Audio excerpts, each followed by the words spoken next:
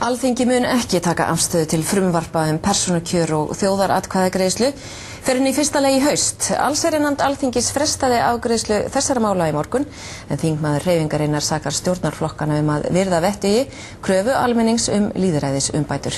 Höskuldur Kári Schram segir.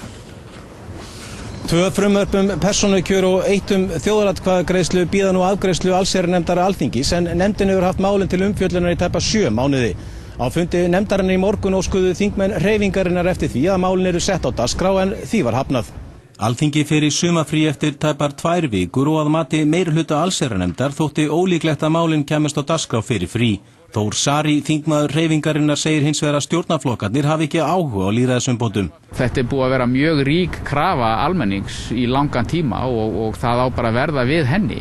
Ástæðan fyrir því að það ekki orðið við henni náttúrulega það blasir einfallega við að menn vilja ekki verða við þeirri kröfu. Það búið að vera nægur tími til að afgreiða þessi mál, en það ekki gert.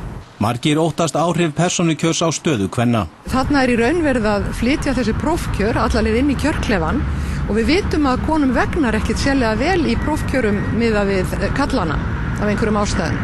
Þessum rökum vísar Þór Sari á bug. Allstaðar í öðrum löndum þar sem persónukjör hefur verið tekið upp hefur hlutur kvenna í stjórnmálum aukist. Þannig að það ekki ástæða til að vera hræddur við það og þá fer maður að velta því fyrir sér. Eru þær að hugsa fyrst og fremst sjálfa sig því að þær náttúrulega tilheyra ákveðin yfirstétt í þessum flokkum og eiga frátekin sæti. Það kannski það sem hangir á spýtunni, ég veit það ekki.